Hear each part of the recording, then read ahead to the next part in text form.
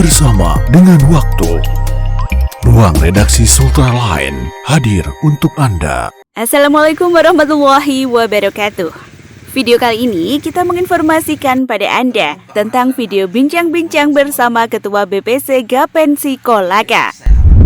Hai viewer, di kesempatan kali ini kita menyempatkan waktu jalan-jalan di kantor Badan Pengurus Cabang atau BPC Gapensi Kabupaten Kolaka, Sulawesi Tenggara yang terletak di Jalan Merdeka, Rabu 21 April 2021. Gapensi sendiri kepanjangan dari Gabungan Pelaksana Konstruksi Nasional yang merupakan asosiasi jasa konstruksi nasional tertua yang sudah tersebar di seluruh Nusantara, termasuk di Kabupaten Kolaka. Dengan memiliki visi, yakni mewujudkan organisasi yang mandiri dan profesional sebagai wadah pemersatu pelaksana konstruksi yang berkeahlian, berkemampuan, tanggap terhadap kemajuan, dan menjunjung tinggi kode etik, tertib hukum dalam menjalankan pengabdian usahanya, menuju pembangunan ekonomi nasional dan daerah yang sehat untuk kesejahteraan rakyat, persatuan dan kesatuan bangsa, serta misi menghimpun dan pengembangan perusahaan-perusahaan nasional dan daerah di bidang usaha jasa pelaksana konstruksi dalam suatu iklim usaha yang sehat, yang menjunjung tinggi kode etik, tanggap terhadap kemajuan, dan bertanggung jawab dalam menjalankan usahanya, demi terwujudnya usaha jasa pelaksana konstruksi nasional yang kokoh dan handal. Hai viewer, subscribe channel ini ya. Dan jangan lupa nyalakan loncengnya, like dan komen. Semuanya itu gratis. Dan akan ada video-video terbaru tiap harinya untuk Anda. Kali ini kita berbincang-bincang langsung dengan Ketua Gapensi terpilih periode 2021 sampai 2026, Muh Ivan Darmawan. Dalam perbincangan, banyak hal yang ia sampaikan. Dari pasca terpilihnya dia, ada segelintir orang yang tidak terima. Selain itu juga, ia menekankan setelah ia terpilih saat telah membangun komunikasi yang sevisi dan semisi guna memajukan asosiasi yang sudah memiliki nama. Di kesempatan ini juga, ia menyoroti pemerintah daerah Kolaka yang kurang memberikan ruang bagi pengusaha jasa konstruksi lokal dalam mendukung pembangunan daerah. Ia juga berharap Pemda bisa duduk bersama dengan asosiasi dan pengusaha jasa konstruksi lokal agar menghasilkan solusi terbaik yang tentunya demi daerah. Ya silakan jadi tukang kebun saya. Iya, kalau nggak mau pusing. Memang menjadi seorang pimpinan itu harus pusing. Mengurus 200.000 lebih masyarakatnya itu memang tidak gampang. Dibutuhkan kesabaran, ketenangan, jiwa kenegarawanan, bukan diam. Harus ada langkah konkret. Bicaralah, dengarkan itu keluhannya, carikan solusinya. Begitu. Karena kalau dia tidak mendengarkan, tidak turun dan tidak carikan solusi, ini menjadi bom waktu yang setiap saat bisa meledak. Jadikanlah momen bulan Ramadan ini betul-betul momen penuh solusi. Dengarkan semua keluhannya masyarakat, tampung, carikan cepat solusi. Begitu setelah Lebaran semua permasalahan cair. Untuk Gapensi di mana nih? Jadi insya Allah hari Jumat tepatnya itu tanggal 23 keluarga besar BPC Gapensi Kabupaten Kolaka akan mengadakan acara buka puasa bersama anak yatim dan tahfiz di pesantren Hidayatullah yang berada di Wakalara. Dan acara ini kita mulai dari acara buka puasa itu sampai dengan salat tarawih. Ada beberapa agenda acara kita akan laksanakan. Pertama, setelah acara buka puasa itu kan kita salat maghrib bersama. Setelah itu makan malam bersama. Dilanjutkan dengan salat isya dulu. Nah, setelah salat isya ada acara tausiah Ramadan yang dibawakan oleh Ustaz produk Gapensi. Ini Ustaz impor tapi rasa ekspor. Ya, jadi ini Ustaznya Ustaz impor rasa ekspor nanti yang akan memberikan tausiah di pesantren Hidayatullah. Nah, setelah acara tausiah nanti kita juga dilanjutkan dengan acara penyerahan bantuan. Itu bantuan pakaian untuk anak-anak santri dengan penyerahan bantuan Al-Quran untuk anak-anak tahfiz. Berapa banyak tuh? Mengenai Al-Quran jumlahnya sama- berapa, itu kita tidak tahu, itu tergantung nanti, karena ini hasil kerjasama saya dengan teman-teman.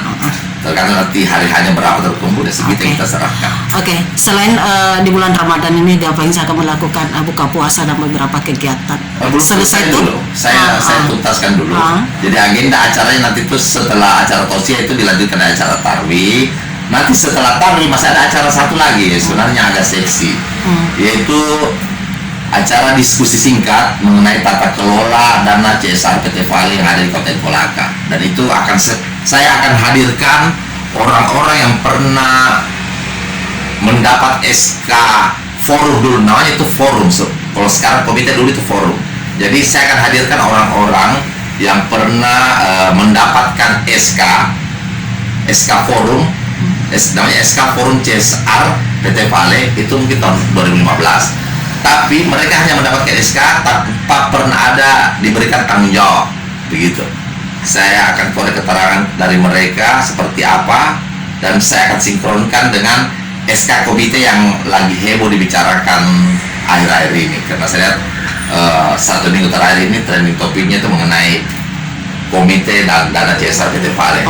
Dan di sana nanti itu saya akan kupas sedikit saja, artinya ada diskusi singkat, minimal bertambah wawasan dan informasi kita pada saat itu. Jadi itu dulu programnya Gapensi untuk bulan Ramadan. Itu acara untuk acara ini lusa ya. Dan masih ada acara selanjutnya, itu kan ini baru minggu pertama. Ya. Okay. Masih ada, mungkin saya akan adakan di Atlam lagi atau di mana. Oke. Mungkin ada yang perlu disampaikan seperti apa Gapensi hari ini dan esok. Oh ya, dalam menyambut kita melaksanakan bulan puasa dan puasa di bulan Ramadan ini, saya harapkan pikiran dan hati kita itu bisa sinkron. Pihak pemerintah juga bisa membuka mata telinganya, tolong dengarkan tuh aspirasi dari masyarakat di bawah. Coba janganlah apatis. Pihak legislatif juga jangan apatis, jangan menggunakan jurus-jurus diam, karena masyarakat itu mengharapkan satu langkah konkret. Bukan diam yang kita harapkan, tapi ada satu langkah konkret. Kita butuh kepastian supaya kita tahu bahwa kita masih punya pemimpin. Karena saya lihat sekarang setiap ada persoalan, jurus yang mereka gunakan adalah jurus diam. Kasihan masyarakat, kasihan itu orang-orang yang susah, yang mengharapkan sebuah kepastian dari pimpinannya. Kita ini bingung sekarang, setiap ada masalah jurusnya diam. Kita bingung, ini kita masih punya bupati enggak? Jangan-jangan kita ini hanya dipimpin oleh seorang ASN eselon 3 yang hanya berpangkat 4A. Iya kan? Karena kita tidak pernah dengar suaranya bupati. Pihak pemerintah dalam hal ini Bupati, saya anggap sangat apatis, tidak punya rasa rasa keberpihakan terhadap anak-anak daerah. Itu ditandai dengan tidak adanya pernah dibuka ruang komunikasi dengan kami sebagai pelaku-pelaku usaha. Jadi Pak Bupati tidak pernah tahu apa permasalahan mendasar dari para pelaku usaha di Kabupaten Kolaka. Kenapa dia tidak tahu? Karena tidak pernah dibuka ruang diskusi. Kenapa tidak pernah dibuka ruang diskusi? Karena orang-orang di sekelilingnya ini tidak pernah memang memberikan saran kepada Pak Bupati. Yang walaupun memang pada dasarnya secara personal pribadi Pak Bupati ini baik, tapi kebaikannya ini termanfaatkan oleh orang-orang sekelilingnya, sehingga mereka itu tidak pernah memberikan advice yang positif kepada Pak Bupati, sehingga Pak Bupati juga tidak pernah melakukan hal itu. Padahal kan sebenarnya sebagai orang dekatnya Pak Safi, orang-orang dekatnya Pak Safi, kan mereka harus tahu apa permasalahan mendasar ini anak-anak di bawah.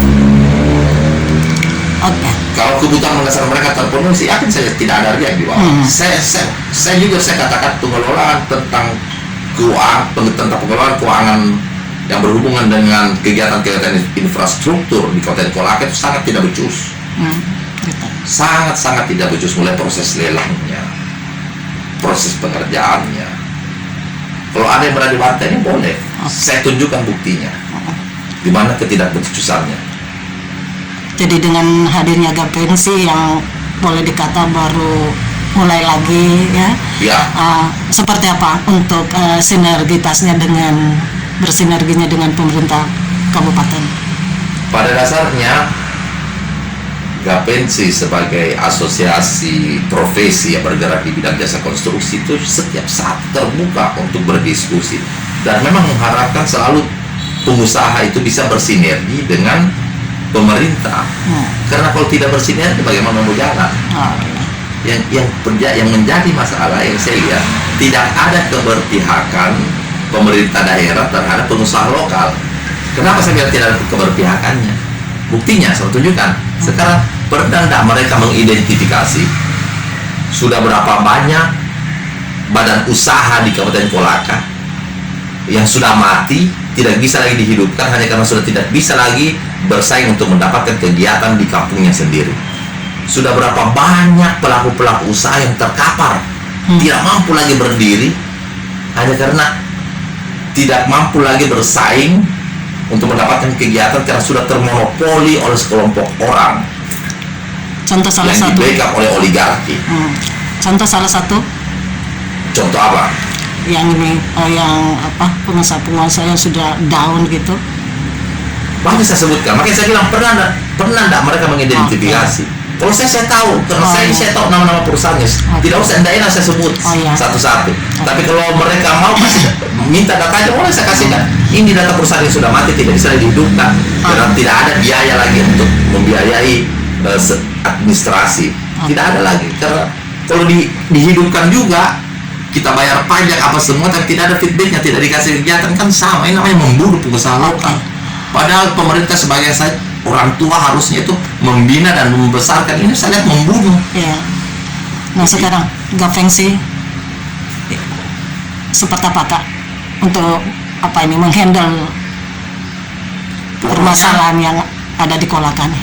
Sepanjang pemerintah tidak berdayakan pengusaha lokal dan tidak berpihak kepada pengusaha lokal, sejauh itu juga Gapensi akan melawan. Satu cara yang saya lakukan adalah menggalang teman-teman yang sevisi dan sepaham dengan saya, walaupun dia bukan dari anggota Gapensi, tapi kalau kita sevisi untuk membangun dan meningkatkan semangat pengusaha lokal, bagaimana bisa pengusaha lokal juga mendapatkan peran yang besar di negaranya sendiri, mari kita sama-sama jalan. Oke, yang Anda lihat di Kolaka seperti apa sih menurut kacamata Gapensi? Apanya? Mengenai Tata kelola. Iya, tata kelola. Mengenai tata kelola penggunaan anggaran. Oh, ya. Dari awal saya tuh suka teriakan kalau ada memang kebijakan-kebijakan yang melenceng dari koridor konstitusi. Tapi karena kemarin pada saat pilkada kebetulan saya berseberangan dengan Pak Bupati, jadi mereka selalu hubung-hubungkan bahwa Ivan berteriak itu karena masih ada dendam sakit hati, padahal tidak. Saya sampaikan begini, pada saat periode pertama saya itu saya bagian dari tim itu sendiri, bagian dari tim pemenangan itu sendiri.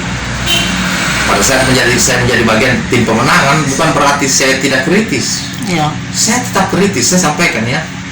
Pada saat periode pertamanya Pak Safi, satu-satunya asosiasi yang mengkritisi mengenai harga satuan di Kabupaten Kolaka yang begitu rendah itu hanya Gapensi. Iya. Kenapa asosiasi lain tidak berani? Karena mereka takut berkonfrontasi langsung dengan pemangku kebijakan. Karena itu tadi ketakutannya jangan sampai kita tidak dikasih proyek. Kalau saya enggak. Kalau saya anggap itu memang betul dan memang harus layak untuk kita perjuangkan, kita harus lawan dan kita harus perjuangkan, walaupun yang kita harus lawan itu adalah penentu kebijakan. Ya, betul. Contohnya kemarin KDSPU itu masih Pak Abbas, saya masih ingat. Harga satuan di Kabupaten Kolaka ternyata itu sangat rendah. Saya ambil pembanding. Kenapa saya bilang rendah? Karena ada pembanding. Saya bandingkan dengan Kolaka Utara. Kolaka Utara ini anak kandungnya Kolaka. Kenapa harga satunya lebih tinggi? Saya bandingkan dengan Kolaka Timur. Kolaka Timur juga ini anak kandungnya Kolaka. Kenapa mereka lebih tinggi? Saya buka SK Bupati. Oh, ternyata sebenarnya kita punya harga satuan itu tinggi, hanya dimainkan oleh Kadis pada saat itu, Pak Abbas. Terus saya sebut saya namanya. Saya ngadu ke Pak Abbas, karena mungkin saya dari kasih solusi. Saya ke DPR. Saya ingat sekali itu di Komisi 3 saya diterima sama Pak Hasbi saat itu. Hasbi, dia masih anggota DPR dulu, Hasbi.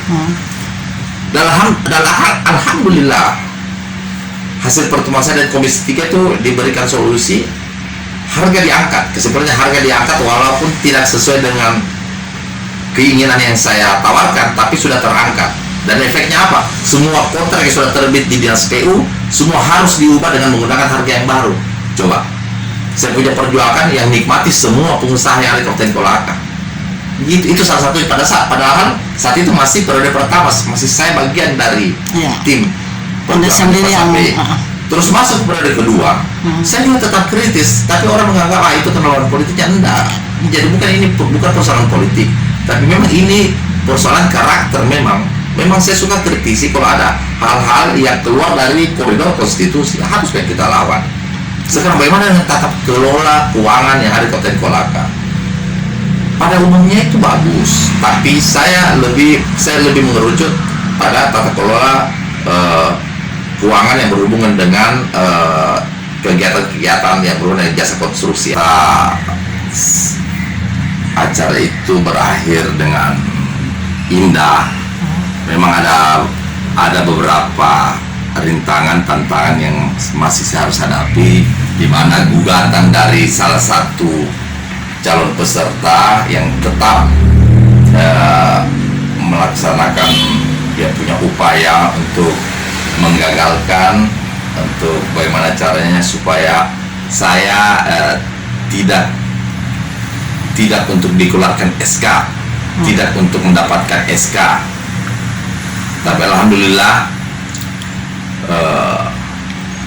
upaya-upaya mereka itu juga karena dilakukan dengan cara-cara yang tidak beretika menurut saya, dan mereka akan mendapatkan juga hasil yang tidak beretika.